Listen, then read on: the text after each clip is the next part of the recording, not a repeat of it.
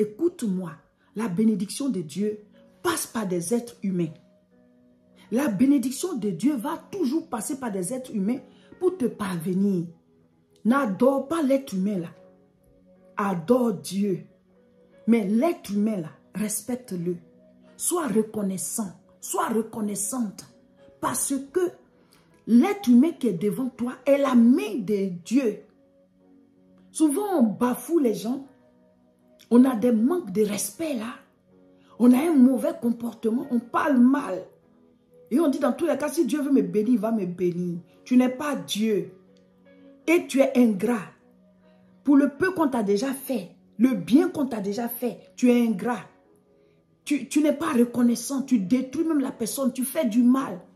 Et tu te dis, si Dieu veut me bénir, il va me bénir. Mais écoute-moi, Dieu, quand il veut bénir, il passe par des humains. Il ne fait pas tomber ça du ciel. Si tu ne sais pas comment régler tes relations humaines, beaucoup de choses vont t'échapper sur cette terre-là. Tu vas rater beaucoup de grâces. Tu vas rater beaucoup de bénédictions. Parce que chaque être humain qui t'entoure est une opportunité. Est une opportunité. Une occasion d'être béni. Il faut seulement que Dieu touche leur cœur. Tout ce que Dieu veut te donner se trouve chez quelqu'un. Maintenant, tout dépend de ton attitude à toi. Comment tu vois les gens? Comment tu les reçois? Comment tu agis envers eux? Quel est ton comportement? Quel est ton caractère? Ton mauvais caractère peut endurcir quelqu'un que Dieu avait touché pour toi. Ta mauvaise attitude peut te fermer une porte que Dieu avait ouverte. Mes frères, mes sœurs, on doit prendre conscience que les êtres humains, c'est le dernier rempart par lequel la bénédiction nous parvient. C'est le dernier escalier. Tu pries, Dieu agit, mais il va susciter quelqu'un par qui ça va passer ou venir vers toi. C'est comme ça. Donc, nous devons savoir traiter les gens autour de nous. Même quand la personne semble ne pas avoir de l'importance, tu ne peux pas savoir comment Dieu peut utiliser la personne. Quand Dieu voulait sortir Joseph de la prison, qu'est-ce qu'il a fait? Il a donné un songe à Pharaon. Tout ce que Dieu veut apporter dans ta vie, là, il y a quelqu'un qui a déjà ça. Tout ce que Dieu veut te donner se trouve chez quelqu'un. Souvent même la personne n'a pas besoin de ça. Mais toi, tu en as besoin. Il suffit seulement que Dieu touche son cœur et la personne te donne. Mais si, pendant que Dieu parle à la personne, toi, de manière physique, tu n'as pas les attitudes qu'il faut, tu vas rater cette bénédiction. Dieu a parlé, mais la personne va résister. La personne va résister pour dire non, moi je ne donne pas ça, je ne fais pas ceci. Pourquoi? Parce que toi-même qui es en face de la personne, là, tellement ton comportement est mauvais, tellement tu reçois mal les gens, tellement tu rejettes les gens, tellement tu n'as pas le savoir-vivre, tellement tu ne respectes pas, tellement tu ne sais pas dire merci, tellement tu es ingrat, ingrate, tellement tu n'es pas éduqué. Alors, tu chasses ceux-là que Dieu t'envoie pour t'élever. Ceux-là que Dieu t'envoie pour te bénir. Quand Dieu veut te bénir, ça ne va pas tomber comme ça du ciel. Ça va passer par quelqu'un. Ça va passer par un être humain. Pour que ça te parvienne, ça va quitter chez quelqu'un pour que ça vienne vers toi. C'est comme ça que Dieu bénit. Il ne fait pas tomber les bénédictions du ciel comme la pluie. Quand Dieu veut te donner quelque chose, il touche quelqu'un. Quand Dieu veut te bénir, il touche quelqu'un. Quand Dieu veut t'élever, il touche quelqu'un. Et c'est cette personne-là qui vient faire le travail que Dieu doit faire. Dieu envoie la personne. Dieu pousse la personne. Dieu crée une circonstance. Et la personne-là t'élève. La personne-là te donne. La personne-là t'aide. Quand Dieu veut bénir, la bénédiction de Dieu passe toujours par des êtres humains. Donc si dans ta conception des choses, tu n'as pas compris l'importance de l'être humain, il y aura un trou entre toi et tes bénédictions. Tu vas prier, tu vas travailler. Mais si tu n'as pas compris que l'être humain qui est devant toi est une opportunité pour toi.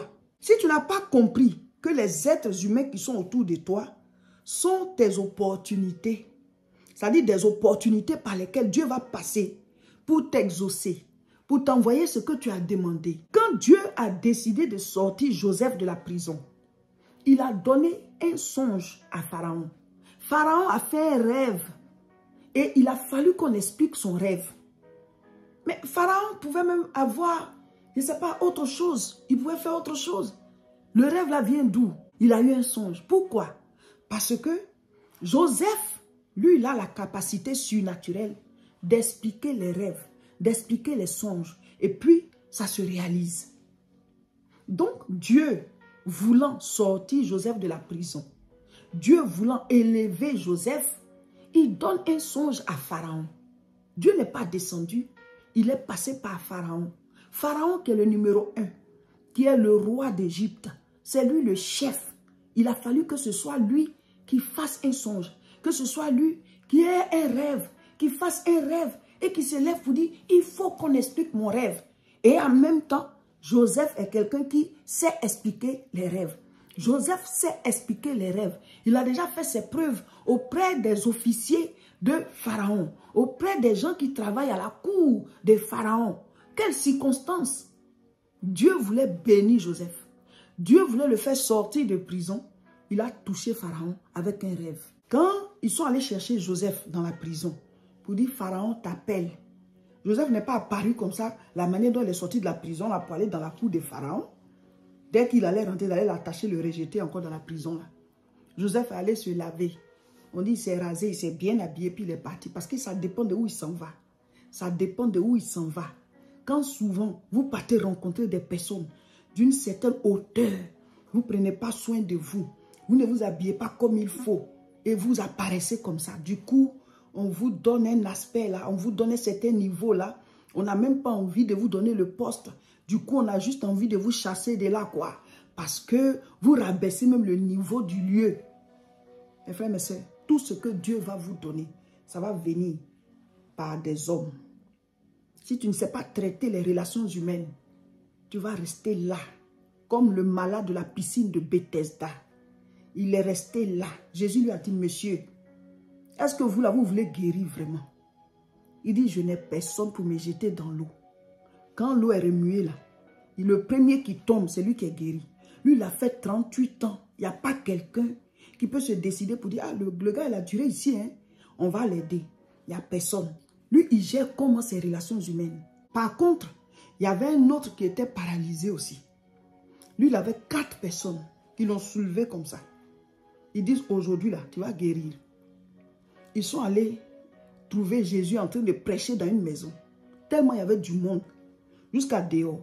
Il n'y a pas d'espace pour passer. Les gars, ils ont dit, attends. Ils ont grimpé sur le toit. Sur le toit là-bas. Ils ont fait monter le brancard là. Où le gars, il était couché là. Ils ont fait monter ça, son lit.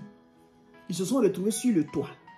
Ils ont enlevé les tôles là, un peu, ou bien si c'est les tuiles. Ils ont enlevé, ils ont décoiffé la maison là, petit à petit. L'espace où le lit du gars va passer avec le gars dessus. Ils ont trouvé des cordes. Mais quelle détermination! Le gars là, c'est qui? Même si c'est leur papa. Souvent même les gens abandonnent leur papa. Hein. Même si c'est leur frère. Mais le paralytique de la piscine de Bethesda là, il n'avait pas de parents. Il n'avait pas d'enfants. Il n'avait pas de, je sais pas moi, d'amis. Comment on peut l'abandonner comme ça? Et il dit, je n'ai personne qui puisse m'aider pour me jeter dans l'eau pour que je guérisse. Pendant ce temps, il y a un autre paralytique qui a 4 personnes qui sont prêtes à décoiffer une maison pour faire passer le malade là, pour qu'il descende devant Jésus. C'était des malades de la même époque. Hein. C'était des paralytiques de la même époque. Parce que c'est Jésus qui a guéri les deux. Ça veut dire qu'ils étaient malades à la même époque. Mais celui-là, il a fait 38 ans. Il n'y a pas quelqu'un même pour le soulever comme ça, le jeter dans l'eau. Pendant qu'il y a un autre qui a 4 personnes déterminées qui sont prêtes à décoiffer une maison pour le faire descendre. Pourvu que Jésus le guérisse. C'est-à-dire que les gars, ils se sont dit, toi, tu vas guérir. Toi, tu vas guérir. Comment est-ce qu'il entretient ses relations peut-être avec les personnes qui sont autour de lui? Peut-être c'est quelqu'un qui est très important pour les autres. Peut-être que c'est quelqu'un qui est un soutien pour les autres. C'est quelqu'un peut-être qui ne laisse pas tomber les autres. C'est quelqu'un peut-être qui est reconnaissant, qui est bon de cœur. Donc les 4 là, ils se sont engagés. Ils disent, toi, aujourd'hui là, tu vas guérir. Ce qu'on peut faire, on va le faire.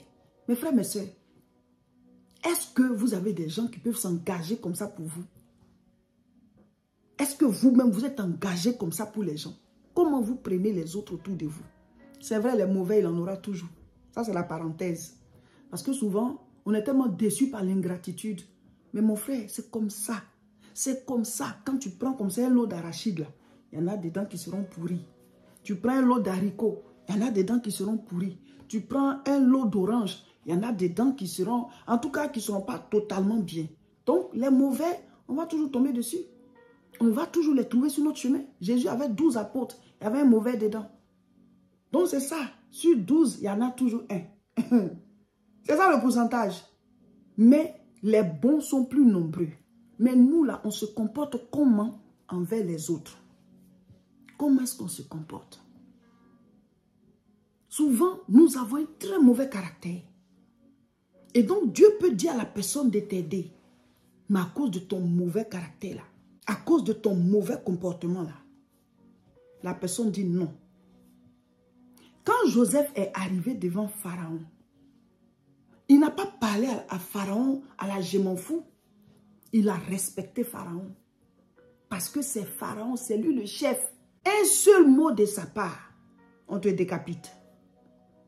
Donc, Joseph, il sait que Dieu, il est avec lui. Mais il a respecté Pharaon. Souvent, on se dit, Dieu, il est avec nous. Mais ce que Dieu dispose là, sous nos yeux, là, on ne les respecte pas. On a un mauvais comportement. Tout au long de la Bible, il y a des histoires comme ça où on montre l'importance des êtres humains dans ta percée, dans ta bénédiction. C'est-à-dire tout ce que Dieu veut te faire là. C'est quelqu'un qui va te faire rencontrer. C'est quelqu'un qui va jouer le rôle. Donc si toi, tu vois, tu n'as pas un bon comportement avec les humains, en tout cas, tes bénédictions, il y a beaucoup que tu ne vas pas pouvoir récupérer. Quand Rebecca, elle devait rentrer dans son mariage, Abraham a envoyé Isaac pour dire, va chercher une femme. Il a envoyé son serviteur, le plus ancien. Il dit, va chercher une femme pour mon fils Isaac. Lui, quand il est rentré dans la ville, il a prié. Il dit, Seigneur, la jeune fille à qui je vais dire que j'ai soif, juste j'ai soif, et puis elle va se lever, me donner à boire, et donner à boire à tous mes chameaux. Parce qu'il était venu avec un lot de chameaux qui portaient, voilà, justement, des présents, des cadeaux pour la fille qu'ils allaient choisir. Mais Rebecca, elle ne savait pas ça. Ça dit qu'elle avait un cœur de service. Elle était serviable. Elle était gentille. Et donc, elle est venue, elle sait que les animaux, quand ils parcourent de longues distances, ils ont soif.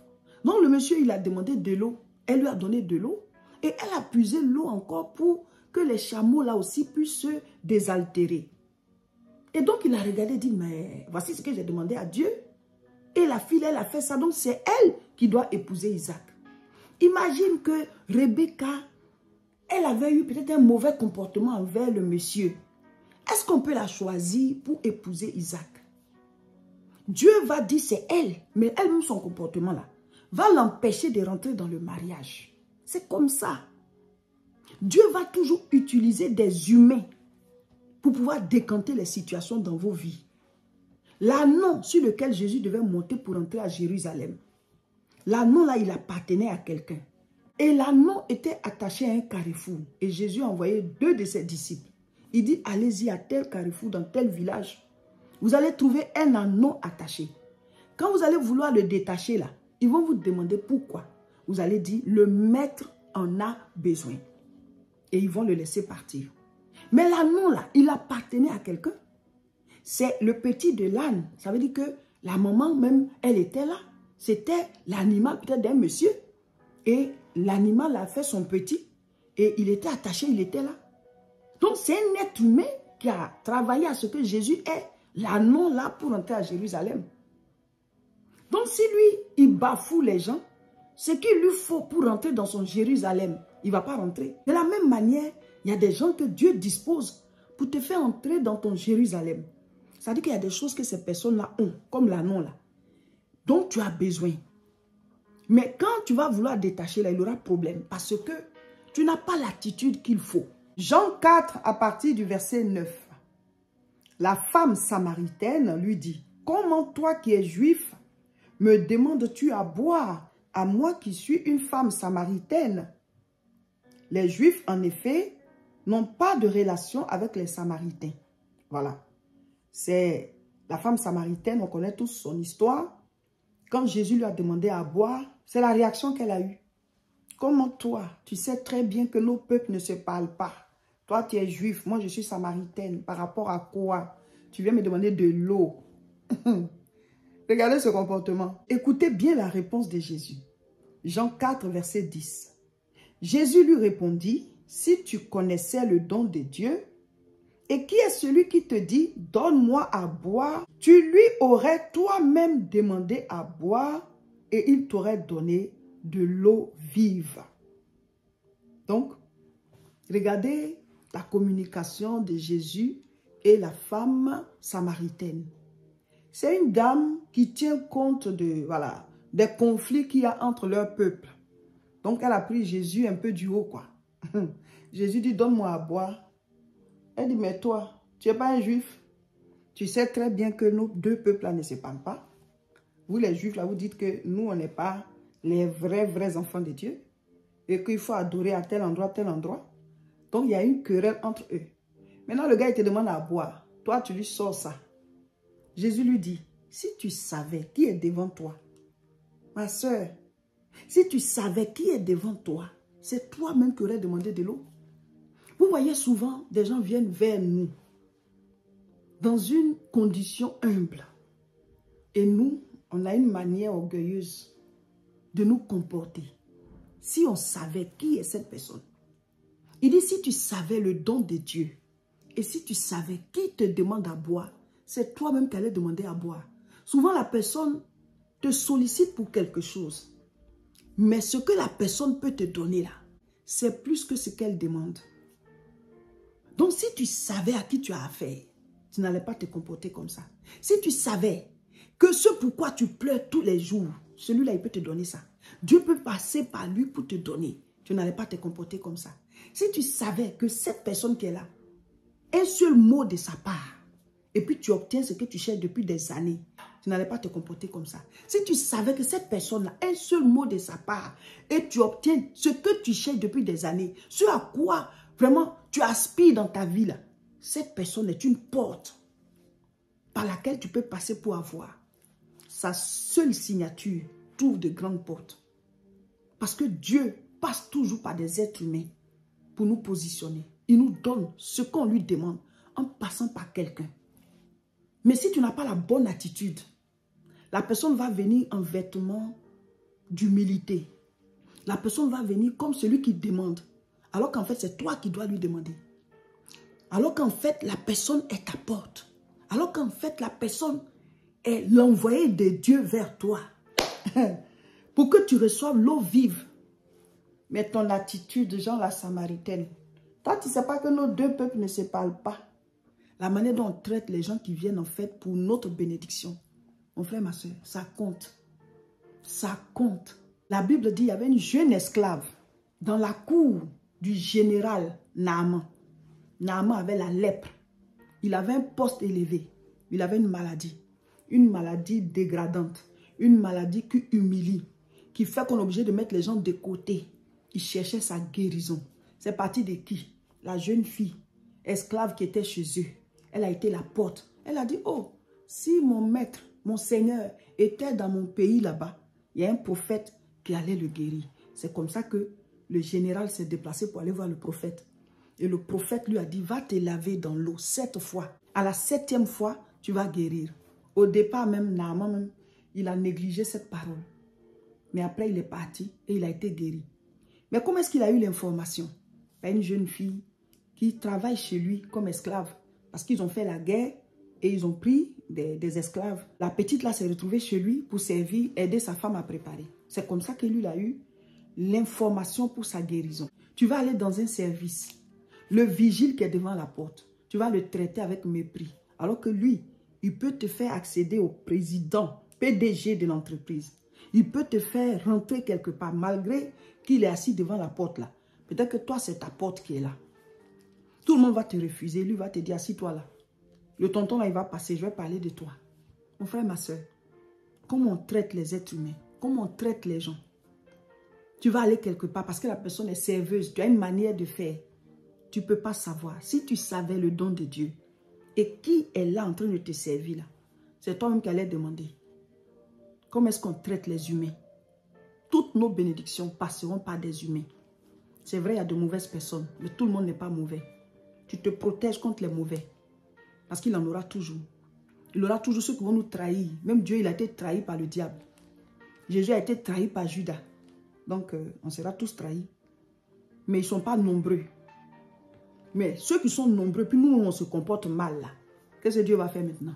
Donc, il peut faire descendre. Et puis la personne bloque, elle dit non, celui-là, il ne lui donne pas. Celle-là, je ne lui donne pas. Son mauvais comportement là. C'est ça. On est dans le jeûne. Mais il faut qu'on comprenne cela. Mon frère, ma soeur, ton attitude, ta manière d'être, ton attitude détermine tes bénédictions. Comment tu traites les gens? Comment tu traites ceux même qui sont moins que toi? Comment tu traites ceux qui t'entourent? Tu dis tu travailles, mais à ton poste là, tous ceux qui viennent là, la manière dont tu les traites là, tu ne peux même pas savoir. La personne vient pour quelque chose peut-être dans ton bureau. La personne vient pour quelque chose dans ton bureau, mais la personne peut te donner un poste plus grand que ce que tu es en train de faire là. Tu es assis au bureau, quelqu'un vient. La manière dont tu traites la personne là, peut-être que la personne là même peut te donner un travail, un poste plus élevé que là où tu es assis là. Mais ta manière de traiter la personne parce qu'elle est dans ton service et qu'elle est venue faire quelque chose. Vos attitudes vous ferment les portes. Vos comportements là vous ferment les portes. Vous parlez mal à tout le monde. Vous rejetez les clients. Vous avez une manière de faire. Puis après vous êtes étonné que là où vous travaillez là, l'entreprise a fait faillite. Mais comment toi tu traites ceux qui viennent? Peut-être que toi-même tu es chef de ta direction. Chef de ton département. Chef de ton entreprise personnelle. Mais la manière dont tu traites les clients là, comme s'ils sont obligés de venir là. Comme s'ils sont obligés de venir là. Après, tu es étonné que vous avez fait faillite. Mais comment tu as traité chaque personne? Comment tu as traité chaque personne? On voit ça tous les jours, des chrétiens dans des services. Vous vilipendez les clients là tous les jours. C'est eux qui viennent payer, c'est eux qui viennent bénéficier de vos services et puis vous êtes payé chaque fin du mois. Mais chrétiens, païens, tout le monde est pareil. Vous maltraitez les clients. Tu travailles à l'hôpital, tu maltraites les patients. C'est quoi ça? Tu vas commencer à diminuer la fréquence des gens qui viennent et à un certain moment, ça va s'éteindre. Et après, tu vas encore crier à Dieu. Tu penses qu'il va faire tomber ça du ciel? Comment tu t'es comporté avec ceux que Dieu t'a envoyés? Plus ceux qui viennent vers toi sont nombreux, plus ton chiffre d'affaires grandit. Plus tu fais du bénéfice. Plus tu es élevé. Quand tu fais quelque chose et puis il y a beaucoup de personnes qui sont intéressées, c'est ça qui démontre ta gloire. Plus les gens sont nombreux, plus tu es béni. Mais on traite mal les gens, on répond mal au téléphone, on rabrousse certains, on a une manière de faire. Jésus a dit ramassez les morceaux, qu'aucun morceau ne se perde. Les petits bouts que vous êtes en train de maltraiter là, c'est ça qui va arrêter le miracle. Donc nous devons prendre au sérieux tous les principes de la parole de Dieu. On a parlé des capacités surnaturelles, les découvrir et les utiliser. Dieu peut te oindre de capacités surnaturelles. Tu peux avoir des capacités naturelles. Tu peux acquérir des capacités. Mais tout ça là, le bénéfice, le résultat, la bénédiction, ça va passer par des humains. Donc si tu ne traites pas bien les humains, tu n'auras aucun bénéfice ou bien tu vas juste avoir ce qu'il faut et tu vas souffrir alors que Dieu t'avait donné. Mais toi, tu n'as pas compris qu'il faut bien traiter les gens qui viennent. Amen. Mes frères, mes soeurs, on est à la fin du jeûne. Les enseignements vont rester en ligne. Il faut les écouter et réécouter. Et on va donner un autre enseignement encore pour cette journée de dimanche. Et après, on va mettre une vidéo de bénédiction de fin de jeûne. Voilà. Restez connectés à nos chaînes pour la suite, le suivi spirituel dénommé le bus spirituel. Et que chacun de vous prie pour que Dieu lui mette à cœur son offrande d'action de grâce de fin de jeûne, offrande des capacités surnaturelles. C'est un principe que quand on prie, on doit déposer son sacrifice au pied du Seigneur. Et tu nous contactes à ce numéro sur WhatsApp. Voilà, on ne lance pas l'appel, on écrit. Et nous, on vous répond dès qu'on est disponible. Comme ça, vous allez recevoir les informations selon ce qui vous va. RIB, transfert, MoneyGram et tout. Comme ça, vous recevez et vous allez donner votre offrande d'action de grâce. Après ça, vous pouvez rentrer en alliance financière avec l'église La Moisson, c'est-à-dire soutenir l'œuvre de l'église La Moisson régulièrement avec vos dîmes, vos offrandes, vos actions de grâce. Chaque fois que vous voulez donner à Dieu, pensez église La Moisson. À la fin, quand Jésus va venir, on va partager les mêmes récompenses. Parce que celui qui prêche, celui qui a acheté l'appareil, celui qui paye les charges, les factures et tout, on aura la même récompense. C'est comme ça. Donc, entrez aussi dans l'alliance financière. Voilà, donc restez connectés et chacun de nous va toujours être nourri spirituellement et on va croître dans la foi. Le prochain jeûne, c'est dans le mois de mai. Mais restez connectés à nos pages, vous n'allez rien rater, vous allez grandir spirituellement. Donc, abonnez-vous et partagez massivement la vidéo. On est à la gare aujourd'hui, dimanche 26 janvier 2025. Mais c'est à 18 h. Parce que je ne sais pas à quelle heure vous allez tomber sur la vidéo. Mais le jeûne prend fin à 18 h. Et on reste toujours connecté sur nos différentes chaînes pour la suite. On va commencer le bus spirituel le samedi 1er février. Mais on va mettre en ligne la fiche. Mais elle est quelques jours avant de commencer là. Mettez-vous à jour. Si vous n'avez pas fini de méditer, Jean. Et puis prier, réécouter les messages et puis proclamer avec les fiches. On se nourrit spirituellement. Oh, c'était bien, c'était bien, c'était bien. Prochain jeûne, c'est en mai. Mais on est là, on va continuer le suivi spirituel. Ce mercredi, on sera en direct. Le jeûne est fini, hein, mais ce sera un direct spécial témoignage. Toujours à la même heure, 13 h 30, sur nos deux chaînes YouTube. La Moisson TV, Facebook, Réseau International Richesse. 13 h 30, heure de France, voyez que ce sera chez vous. Et vous allez vous connecter comme ça. Vous allez suivre avec nous le direct. Et vous allez appeler en direct pour témoigner, voilà, des bienfaits de Dieu dans ce jeûne. Amen.